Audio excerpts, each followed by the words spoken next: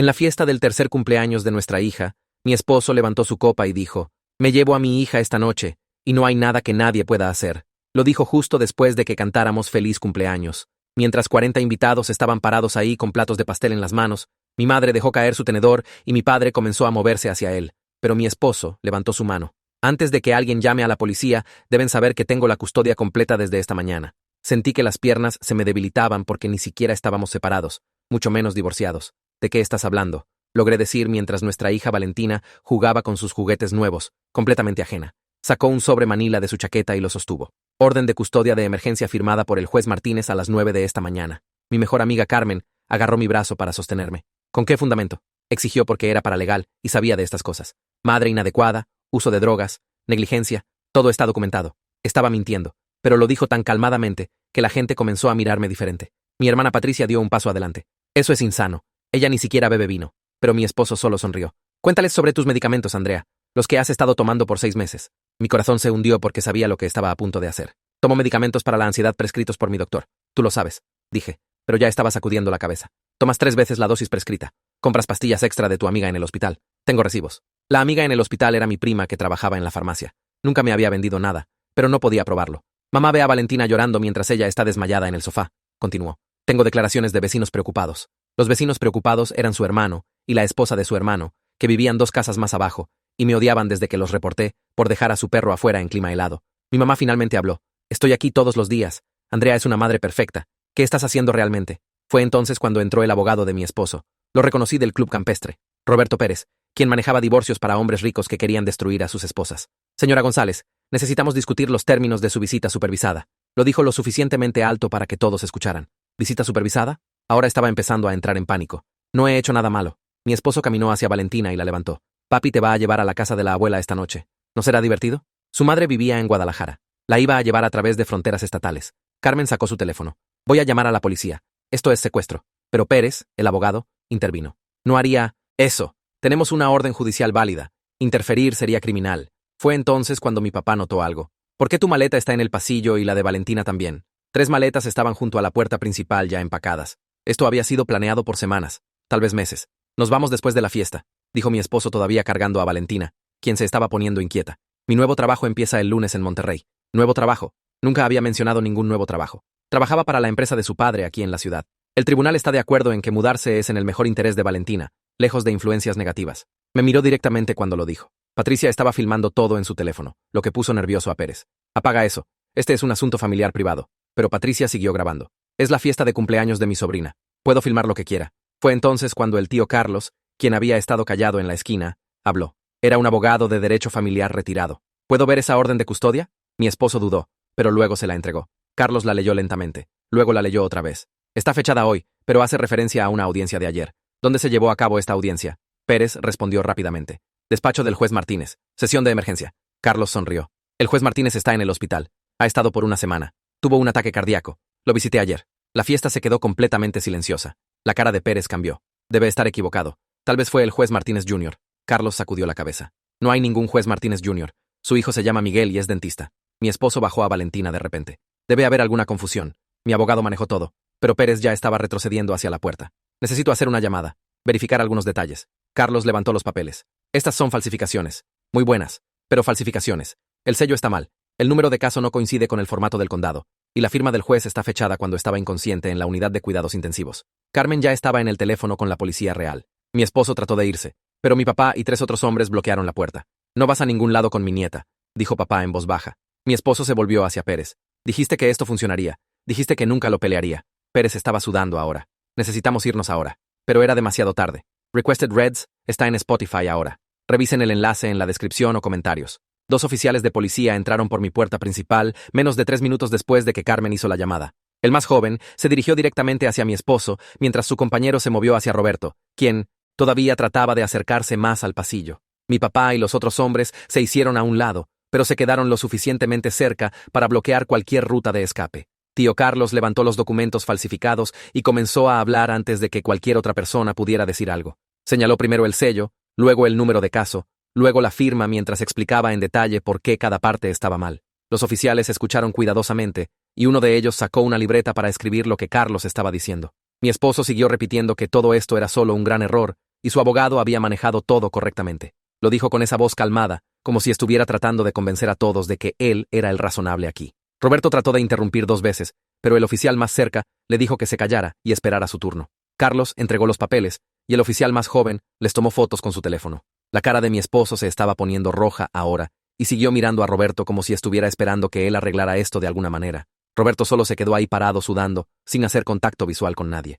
El oficial le preguntó a Carlos cómo sabía que el juez Martínez estaba en el hospital, y Carlos explicó que lo había visitado ayer por la tarde. El oficial hizo una llamada telefónica ahí mismo en mi sala para verificarlo, y pude escuchar a alguien del otro lado confirmando que el juez Martínez había estado en cuidados intensivos toda la semana. Mi esposo comenzó a retroceder hacia la cocina, pero mi papá se movió para bloquear esa dirección también.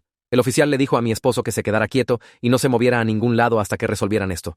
Valentina estaba sentada en el piso jugando con su nueva casa de muñecas, completamente ajena a que su padre estaba a punto de ser arrestado. Quería levantarla y llevarla a otra habitación, pero no podía moverme. El detective Jeremy Walton apareció como 20 minutos después en ropa normal, como si lo hubieran llamado desde casa. Tenía cabello gris y lentes de lectura colgando de una cadena alrededor del cuello. Habló primero con tío Carlos, y Carlos repasó toda la explicación otra vez sobre el sello falsificado y el formato incorrecto del número de caso y la firma fechada cuando el juez Martínez estaba inconsciente. Jeremy escribió todo en una pequeña libreta y le hizo preguntas específicas a Carlos sobre procedimientos judiciales y formatos de documentos. Luego habló con Carmen, quien le mostró su teléfono con el video que Patricia había grabado. Lo vio todo 2 veces y le pidió a Carmen que se lo enviara a su dirección de correo electrónico de inmediato. Patricia vino y le mostró su teléfono también, ya que tenía el archivo de video original. Jeremy le preguntó cuándo comenzó a grabar, y ella dijo justo cuando Roberto entró por la puerta. Vio ese video 3 veces, y pude ver su expresión cambiar cuando llegó a la parte donde mi esposo dijo que su abogado manejó todo. Jeremy hizo varias llamadas telefónicas mientras estaba parado en mi comedor. Pude escucharlo hablando con alguien en el tribunal, y alguien en el hospital, y alguien más, cuyo título no pude entender bien. Cada llamada parecía ponerlo más serio. Miró a mi esposo y Roberto, y les dijo a ambos que se sentaran en el sofá y no se hablaran entre sí. Mi esposo trató de discutir, pero Jeremy lo interrumpió y dijo que si no se sentaba tranquilamente, entonces estaría sentado esposado. Roberto se sentó inmediatamente, pero mi esposo se tomó otros segundos antes de finalmente dejarse caer en el sofá. Jeremy llamó a alguien más, y lo escuché decir algo sobre falsificación y fraude y posibles cargos de secuestro. Mi mamá estaba parada a mi lado ahora con su mano en mi hombro. Los invitados de la fiesta todavía estaban aquí viendo todo desarrollarse como si fuera algún tipo de espectáculo. Nadie había tocado su pastel en más de 1 hora. Jeremy guardó su teléfono y caminó hacia mi esposo y Roberto. Les dijo a ambos que se levantaran y pusieran las manos atrás. La cara de mi esposo se puso blanca y comenzó a decir que esto era una locura y tenía derechos y no podían arrestarlo sin evidencia. Jeremy sacó esposas y le dijo que la evidencia eran los documentos judiciales falsificados que trató de usar para secuestrar a su hija. Roberto comenzó a hablar rápido sobre cómo era un abogado, y esto era un malentendido y necesitaba llamar a su oficina. Jeremy le dijo que podía llamar a quien quisiera después de llegar a la estación. El oficial más joven esposó a mi esposo mientras Jeremy esposó a Roberto. Jeremy les leyó sus derechos a ambos con esa voz plana, como si lo hubiera hecho 1000 veces antes. Enumeró los cargos como conspiración para cometer secuestro, falsificación de documentos judiciales, fraude e intento de secuestro parental a través de fronteras estatales. Cada cargo hizo que la cara de mi esposo se pusiera más pálida. Los 40 invitados se quedaron ahí en completo silencio, viendo a 2 hombres ser arrestados en la fiesta de cumpleaños de una niña de 3 años. Jeremy preguntó si alguien más tenía video o fotos de lo que pasó, y 3 personas levantaron sus teléfonos. Anotó sus nombres e información de contacto, y les dijo que alguien se pondría en contacto. Los oficiales comenzaron a caminar con mi esposo y Roberto hacia la puerta principal. Valentina levantó la vista de su casa de muñecas y vio a su papi esposado. Se levantó y preguntó por qué la policía se llevaba a papi. Su vocecita estaba tan confundida e inocente. Sentí que algo se rompía dentro de mi pecho porque, ¿cómo le explicas esto a una niña de 3 años? La levanté y la abracé fuerte y le dije que papi tenía que ir a hablar con algunas personas, pero lo vería después. Comenzó a llorar y preguntó si papi estaba en problemas. No sabía qué decir, así que solo la abracé más fuerte mientras los oficiales llevaron a mi esposo por la puerta. Nos miró una vez, y no pude leer su expresión. Roberto no miró hacia atrás para nada. Carmen ya estaba en su teléfono antes de que los carros de policía se alejaran de la acera. Llamó a su jefe, quien aparentemente se especializaba en derecho familiar, y explicó toda la situación en frases rápidas. Pude escuchar a su jefe haciendo preguntas y Carmen respondiendo mientras caminaba por mi cocina. Le contó sobre los documentos falsificados y el intento de secuestro y el arresto, y cómo necesitábamos ayuda de inmediato. Su jefe dijo algo, y Carmen asintió aunque él no podía verla. Colgó, y me dijo que estaba llamando a alguien que conocía que manejaba casos de custodia que involucraban secuestro parental. Dentro de 1 hora, una mujer llamada Victoria apareció en mi casa. Tenía como 50 años con cabello oscuro corto, y llevaba un maletín de cuero que se veía caro. Se sentó en la mesa de mi cocina y me pidió que le contara todo desde el principio. Repasé toda la historia mientras ella tomaba notas en un bloc legal. Hizo preguntas específicas sobre el comportamiento de mi esposo en los últimos meses y si había notado alguna actividad inusual. Le conté sobre las maletas empacadas y el trabajo en Monterrey del cual nunca había oído hablar. Lo escribió todo. Victoria explicó que las acciones de mi esposo en realidad habían hecho mi caso de custodia mucho más fuerte, porque intentar secuestrar a una niña con documentos falsificados mostraba juicio extremadamente pobre y disposición a romper la ley. Dijo que solicitaríamos custodia de emergencia a primera hora del lunes por la mañana, junto con una orden de restricción para mantenerlo lejos de mí y Valentina. Pasó 2 horas en mi casa repasando todo y preparando documentos. Para cuando se fue, eran casi las 9 de la noche, y Valentina se había quedado dormida en el sofá. Todos los invitados de la fiesta se habían ido a las 8. Mis padres se quedaron para ayudar a limpiar el desastre de pastel sin comer y regalos sin abrir. Patricia también se quedó, y se sentó conmigo en la cocina después de acostar a Valentina. Mi mamá y mi papá estaban en la sala guardando decoraciones y envolviendo comida sobrante. Patricia sacó su teléfono, y vimos su video cuadro por cuadro. Podías ver todo claramente. Mi esposo anunciando que se llevaba a Valentina, Roberto entrando y hablando sobre visita supervisada, las maletas empacadas junto a la puerta, tío Carlos exponiendo la falsificación, la cara de mi esposo cuando se dio cuenta de que no iba a funcionar, y más importante, podías escuchar a mi esposo diciendo que su abogado manejó todo. Patricia había capturado sus palabras exactas. Envió el video a mi correo electrónico y al correo electrónico de Victoria e hizo 3 copias de respaldo en diferentes servicios de nube. Nos quedamos sentadas en mi cocina pasada la medianoche, repasando cada detalle. Patricia siguió preguntando si estaba bien, y yo seguí diciendo que sí, aunque no estaba segura de qué significaba estar bien ya. Mi esposo de 5 años acababa de tratar de robar a nuestra hija usando papeles legales falsos. Lo había planeado por semanas, o tal vez meses. Había empacado la ropa de nuestra hija y comprado boletos de avión y rentado un departamento en otro estado. Y había hecho todo esto mientras fingía que todo era normal, mientras me besaba de despedida por las mañanas y preguntaba qué quería para cenar y jugaba con Valentina antes de dormir. No podía procesarlo. Mi cerebro siguió tratando de darle sentido, y fallando. Pasé el sábado y domingo revisando cada registro financiero que pude encontrar. Mis padres llevaron a Valentina al parque para que pudiera concentrarme sin que hiciera preguntas. Saqué estados de cuenta bancarios y facturas de tarjetas de crédito y cuentas de inversión. Lo que encontré me hizo sentir enferma. Mi esposo había estado moviendo dinero de nuestra cuenta de ahorros conjunta por 3 meses. Pequeñas cantidades al principio, 500 aquí, 1000 allá, luego pedazos más grandes, 3000, 5000. Para cuando lo sumé todo, casi 40.000 euros habían desaparecido, transferidos a cuentas a las que no tenía acceso y no podía rastrear. Encontré papeles metidos en la parte trasera del cajón de su escritorio para un contrato de alquiler de departamento en Monterrey. Lo había firmado 6 semanas atrás. El alquiler comenzaba el próximo lunes, que era exactamente cuando había dicho que su nuevo trabajo comenzaría. Excepto que no había nuevo trabajo. La empresa de su padre estaba aquí. Había estado planeando esta escapada por al menos 6 semanas y probablemente más. Encontré recibos de boletos de avión. 3 boletos de ida a Monterrey fechados para mañana. Realmente iba a hacerlo. Llevarse a Valentina y desaparecer en Nuevo León, donde su madre lo ayudaría a esconderla de mí. Tomé fotos de todo con mi teléfono y se las envié todas a Victoria. Respondió dentro de 1 hora diciendo que esta era excelente evidencia de premeditación y ayudaría significativamente a nuestro caso. Carmen vino el domingo por la tarde con su laptop. Había estado investigando a Roberto todo el fin de semana, usando sus conexiones de paralegal y acceso a bases de datos legales. Lo que encontró explicó mucho. Roberto había estado involucrado en 3 otros casos de custodia donde padres acusaron a madres de abuso de drogas para ganar custodia. En 2 de esos casos, las acusaciones después fueron probadas completamente falsas. En un caso, la madre en realidad había demandado a Roberto por mala práctica legal, pero el caso fue resuelto fuera del tribunal con un acuerdo de no divulgación. Carmen encontró reseñas en línea de exclientes, y la mitad de ellos lo llamaron no ético. Una reseña dijo que estaba dispuesto a doblar reglas para ganar casos. Otra dijo que había sugerido crear evidencia que no existía. Una tercera dijo que había entrenado a un cliente para mentir bajo juramento. Carmen imprimió todo y lo puso en una carpeta para Victoria. Explicó que este patrón mostró que Roberto específicamente atacaba madres con falsas acusaciones de drogas porque era una estrategia efectiva que era difícil de refutar rápidamente. Mi esposo había elegido a Roberto específicamente porque necesitaba a alguien dispuesto a romper las reglas, alguien dispuesto a falsificar documentos judiciales y crear evidencia falsa. Roberto tenía una reputación de hacer lo que fuera necesario para ganar, y mi esposo había encontrado exactamente el abogado corrupto correcto para su plan. Victoria me llamó el lunes por la mañana a las 8. Ya había presentado mociones de emergencia en el tribunal familiar, y teníamos una audiencia programada para el miércoles por la tarde. Explicó que la severidad de los cargos y la evidencia clara de intento de secuestro habían convencido al juez de acelerar nuestro caso. Mi esposo había sido liberado bajo fianza el domingo por la noche, pero había una orden de restricción temporal en vigor. No podía acercarse a menos de 500 metros de mí o Valentina, y no podía contactarnos de ninguna manera. Victoria dijo que sus padres habían contratado un abogado diferente para pelear el caso de custodia, ya que Roberto ahora enfrentaba cargos criminales él mismo. Me advirtió que su nuevo abogado trataría de minimizar lo que pasó y pintar a mi esposo como un padre desesperado que tomó malas decisiones. Necesitábamos estar listos para contrarrestar esa narrativa con hechos y evidencia. Pasé el lunes y martes preparándome para la audiencia.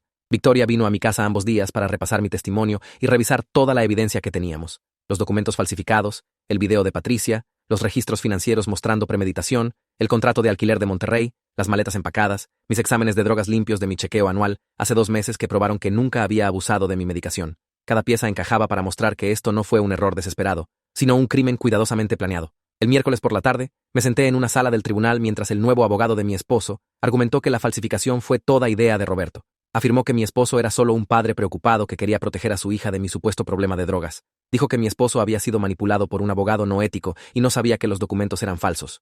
Victoria se levantó y destruyó ese argumento en menos de 5 minutos. Presentó el contrato de alquiler de Monterrey firmado 6 semanas atrás, los registros financieros mostrando transferencias sistemáticas de dinero por 3 meses, las maletas empacadas que probaron que estaba listo para irse inmediatamente, los boletos de avión comprados 2 semanas antes de la fiesta de cumpleaños. Cada pieza de evidencia mostró planeación e intención. Luego presentó los resultados de mis exámenes de drogas de mi chequeo anual, probando que nunca había abusado de mi medicación para la ansiedad.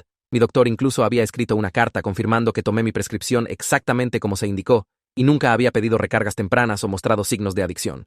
Victoria reprodujo el video de Patricia para el juez mostrando las propias palabras de mi esposo, admitiendo que su abogado manejó todo. El juez lo vio 2 veces. La audiencia duró 53 minutos en total. La juez Victoria se sentó en su estrado revisando el análisis escrito de tío Carlos de la falsificación. Vio el video de Patricia 3 veces. Leyó el testimonio de mi doctor y miró mis resultados limpios de exámenes de drogas. Examinó el contrato de alquiler de Monterrey y los registros financieros y los boletos de avión.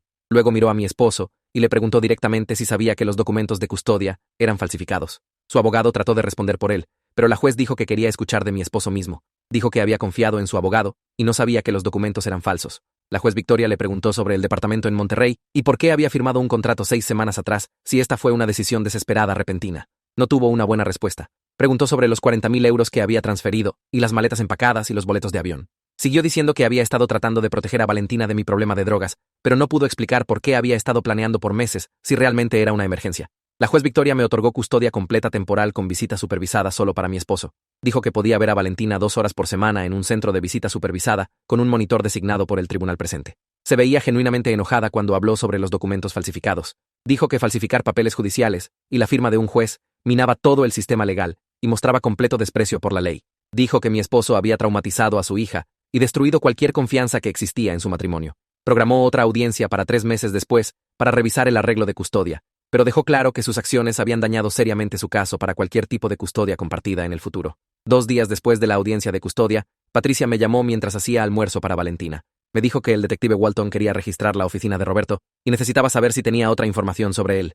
Le di todo lo que Carmen había encontrado en línea sobre sus casos anteriores y las reseñas de clientes enojados. El detective consiguió una orden de registro esa tarde y repasó los archivos de Roberto con otros 2 oficiales. Encontraron plantillas en su computadora para órdenes de custodia falsas, con espacios en blanco donde podía llenar nombres y fechas. Había 6 otros archivos de casos donde había creado documentos falsos para clientes que querían quitarles niños a sus exesposas. Un archivo tenía notas sobre sobornar a un secretario del tribunal para usar números de casos reales para que las falsificaciones se vieran más reales. Roberto trató de reclamar privilegio abogado-cliente cuando el detective le preguntó sobre los archivos, pero el detective Walton explicó que el privilegio no cubre conspiración criminal. Roberto ahora enfrentaba cargos en múltiples casos, no solo el mío. El detective me llamó esa noche para contarme lo que habían encontrado, y dijo que Roberto probablemente pasaría años en prisión si era declarado culpable de todos los cargos. Me sentí aliviada sabiendo que no podía lastimar a otras familias de la manera que trató de lastimar a la mía. La mañana siguiente, mi teléfono comenzó a explotar con notificaciones. Los padres de mi esposo habían publicado en Facebook, alegando que estaba manteniendo a su nieta lejos de ellos injustamente.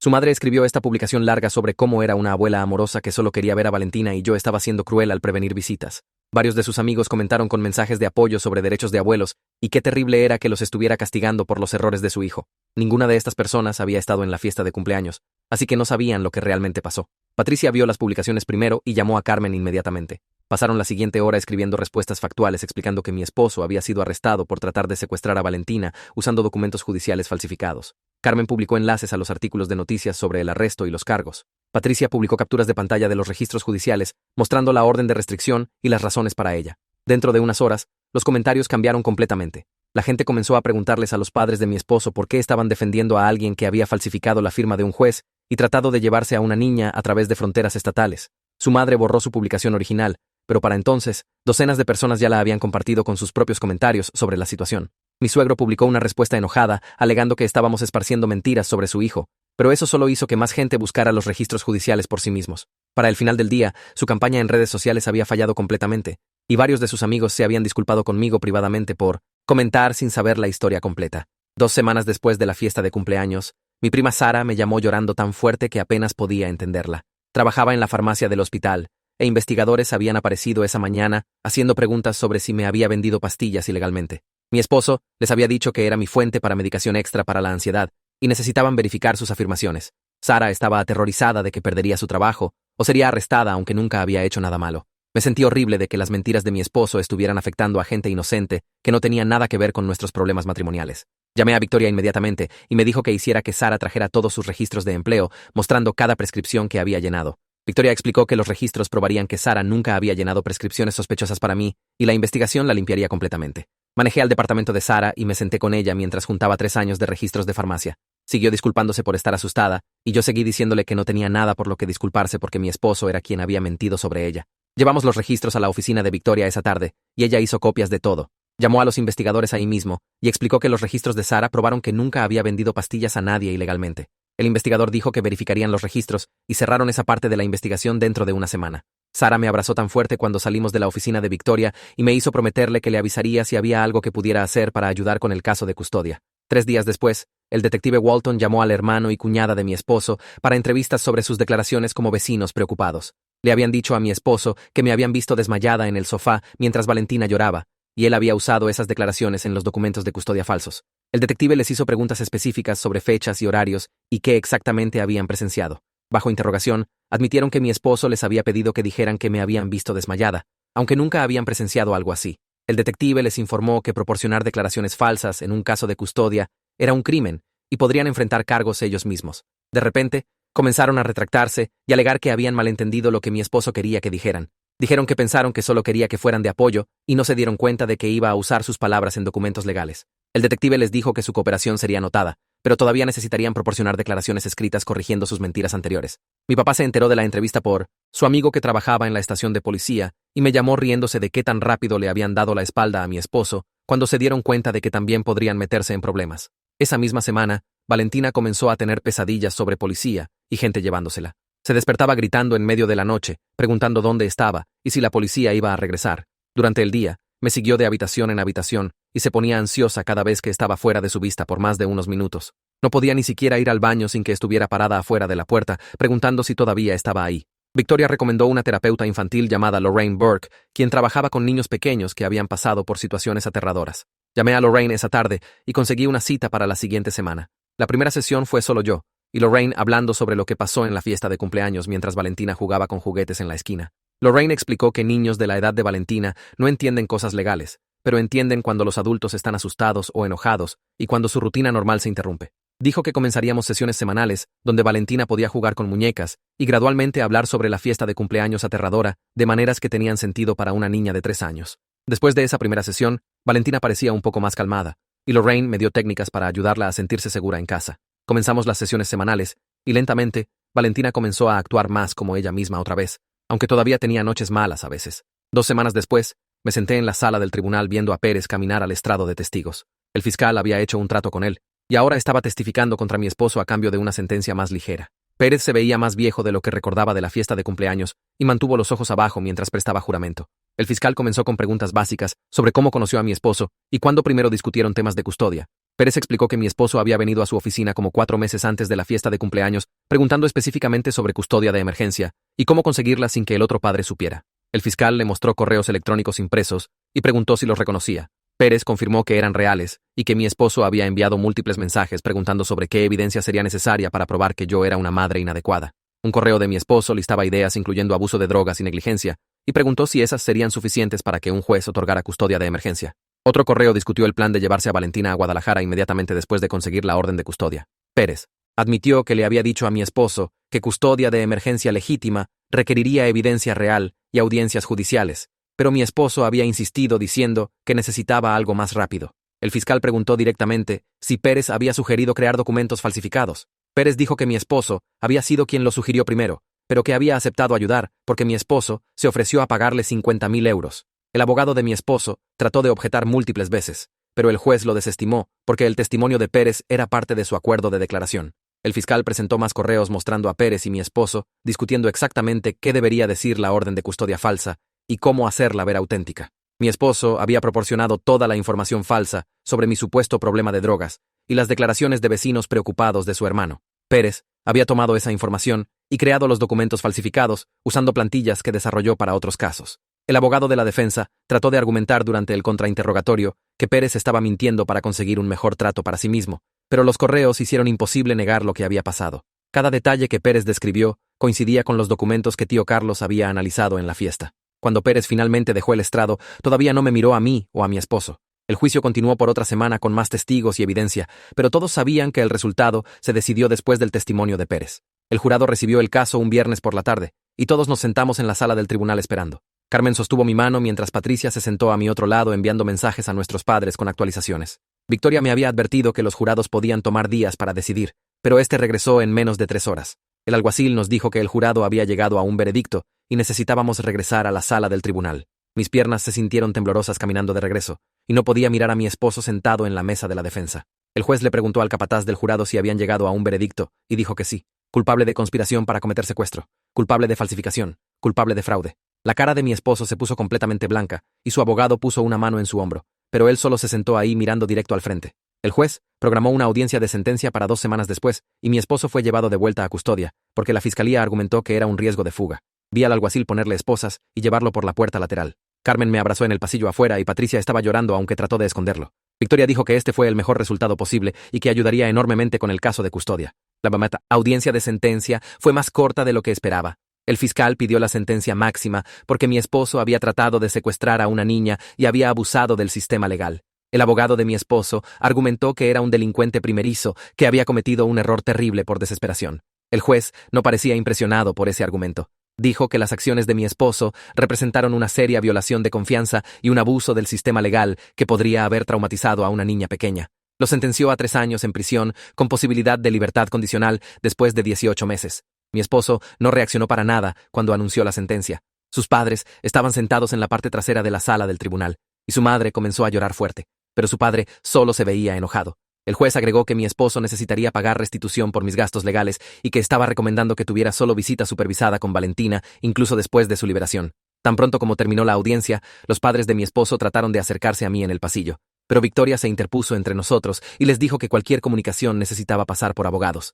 Dentro de una semana de la condena criminal, el tribunal familiar programó una audiencia sobre custodia permanente. Los padres de mi esposo presentaron una moción pidiendo derechos de visita de abuelos, lo cual me sorprendió porque apenas habían estado involucrados en la vida de Valentina antes de que todo esto pasara. Victoria explicó que los abuelos podían solicitar visitación en nuestro estado y que el tribunal consideraría lo que fuera mejor para Valentina. Tuvimos una junta en la oficina de Victoria para discutir cómo manejar su solicitud. Quería decir que no completamente porque todavía estaba tan enojada por todo lo que su hijo había hecho. Pero Victoria señaló que Valentina no debería perder toda su familia paterna solo porque su padre había cometido crímenes. Sugirió visitas supervisadas 2 veces al mes como compromiso. Carmen pensó que estaba siendo demasiado generosa, pero Patricia estuvo de acuerdo con Victoria de que Valentina podría querer una relación con sus abuelos cuando creciera. Después de pensarlo por varios días, acepté las visitas supervisadas con condiciones estrictas sobre dónde y cuándo podían pasar. 5 meses después de esa terrible fiesta de cumpleaños, me paré frente a un juez de tribunal familiar esperando escuchar la decisión final de custodia.